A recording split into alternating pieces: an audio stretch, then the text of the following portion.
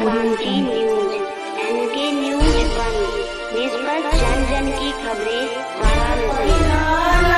राखे शरम पियरिया दौरा घाटे पहुँचा, दौरा घाटे पहुँचा। मेरा नाम रेखा पाठक है। मैं सिंगार गौरी ज्ञानवापी की वादिनी हूँ। ये एक छठ महापर्व है, कैसे इसको मनाया जाता है, इसकी मान्यता क्या है? इसकी मान्यता देखिए, ये पर्व बहुत महत्व रखता है और हम लोग ये 36 घंटा का व्रत करते हैं। और आज छठ है, छठ का आज शाम को हम लोग अर्घ देंगे और कल सुबह उगते हुए सूर्य को अर्घ देंगे। और ये इस छठ का इतना मानता है कि जो भी मनौती हम लोग मानते हैं वो छठ मैया पूरा कर देती हैं। छठ का महापर्व है, 36 घंटे का व्रत है जी। और ये सभी लोग कैसे, ये आपका प्रसाद कैसे बनता है, इसको कैसे बनाया ये जाता है? आम की लकड़ी और गाय का जो उपला होता है गोबर का, उसके ऊपर और देसी घी में ये मतलब और गेहूं के आटे में गुड़ मिला के और ठोकवा बनता है, प्रसाद बनता है, चावल का लड्डू बनता है और बेसन का लड्डू बनता है, पूड़ी बनता है और सारे फल रहते हैं, वो माँ को चढ़ता है। तो सभी महिलाएं जो है इसको एक साथ प्रसाद बनाती हैं? जी, सबके मिलकर रिश्तेदार लोग, अगल बगल आस पड़ोस के सभी लोग मिलके प्रसाद बनाते हैं इसको। ये महापर्व बहुत बड़ा महापर्व है जी, बनारस जी। में। आप सभी व्रती महिलाओं को क्या संदेश देना चाहेंगी? यही संदेश देना चाहते हैं कि छठ महापर्व ये इस व्रत को करने से बहुत कुछ मिल जाता है। जैसे हमको बहुत कुछ मिल जाता है, हमारे दोनों बेटियों का नौकरी लग गया है।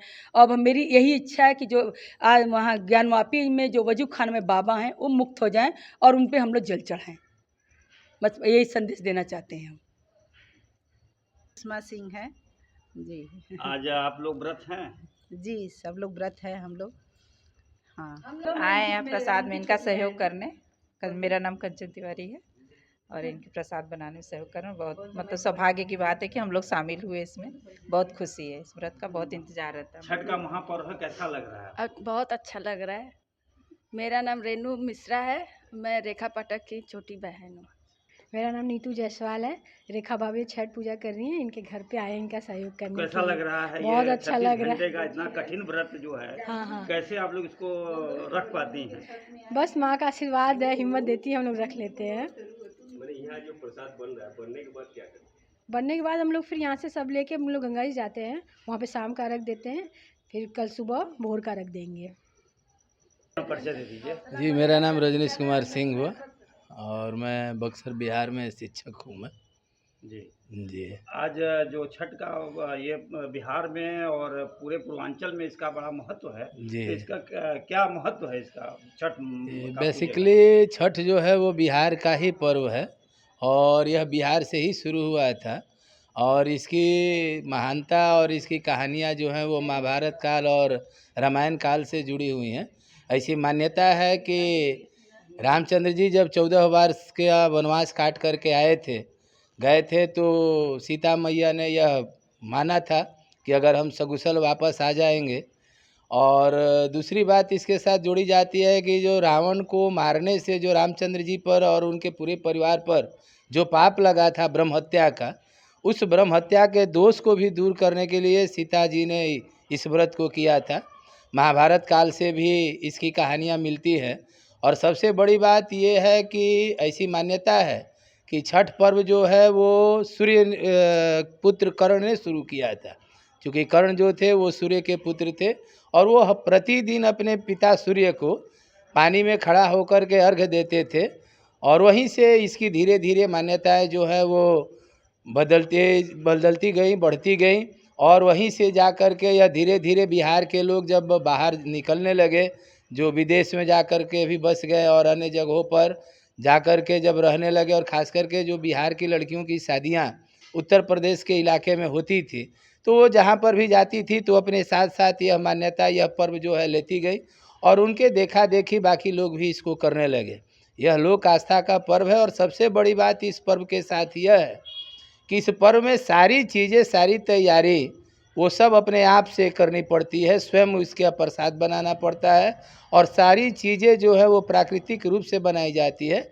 आज भी बाज़ार जो है इस पर्व में प्रवेश नहीं कर पाया है और जहाँ तक मेरी मान्यता है इस छठ को मनाने के पीछे और छठ को पसंद करने के पीछे, कि यह पर्व ही एकमात्र ऐसा पर्व है जो दो तरह का संदेश हमको देता है। एक सीधे सीधे प्रकृति से जुड़ने का, हमारे जीवन के लिए जल और ऊर्जा दोनों चीज़ें ज़रूरी है, और इस पर्व में जल यानी जब आप अर्घ देंगे तो किसी न किसी जलाशय के किनारे, चाहे नदी हो, तालाब हो, पोखर हो, कुआं हो, वहाँ पर आपको जाना ही है। और ऊर्जा का स्रोत इस प्रकृति पर, इस ब्रह्मांड में ऊर्जा का सबसे बड़ा स्रोत सूर्य है, और उस सूर्य की आराधना की जाती है। और दूसरी चीज़ ये है कि सब लोग, कहा जाता है चढ़ते सूरज के परिस्तार सभी हैं, लेकिन ढहती दीवार के साये में ठहरे कौन। लेकिन यह छठ पर्व भी है जो अस्ताचल सूर्य यानी अस्त होते हुए सूर्य को भी अर्घ इसमें दिया जाता है। तो यह जो मान्यता है कि जिसका उदय होता है उसका अस्त होता है, लेकिन यह छठ पर्व हमें संदेश देता है कि ऐसा नहीं है, जिसका अस्त होता है उसका उदय भी होता है। और तभी पहला अर्घ अस्त होते हुए सूर्य को दिया जाता है, और दूसरा अर्घ फिर अगले दिन उगते हुए सूर्य को दे करके इस पर्व का समापन किया जाता है। कहानियाँ बहुत है, बहुत लंबा हो जाएगा, फिलहाल इतना ही। छठ के द्वारा सबसे बड़ी बात, इस समाज में भाईचारे का संदेश, इतना बड़ा महापर्व होता है, इतनी भीड़ जुटती है, लेकिन कहीं किसी तरह का भगदड़ या किसी तरह का अपराध नहीं होता है। यह छठ की सबसे बड़ी महिमा है, जो कि हमें भाईचारे का संदेश देता है और एकता में बनाए रखने का संदेश देता है।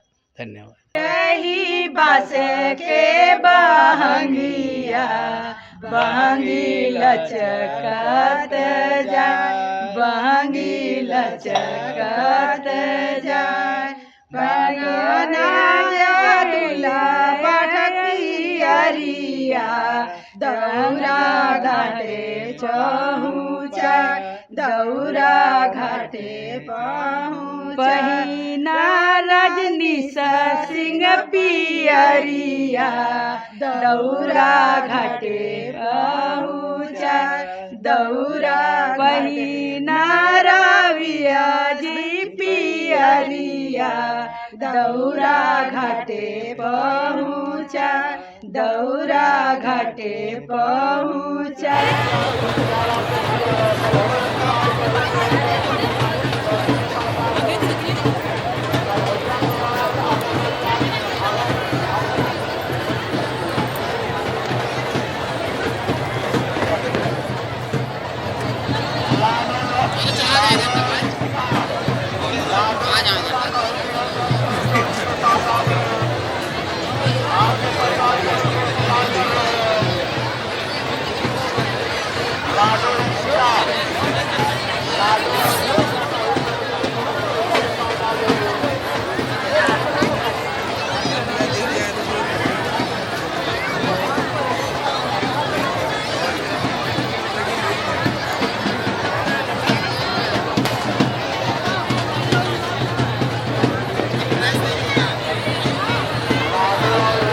क्रांति न्यूज।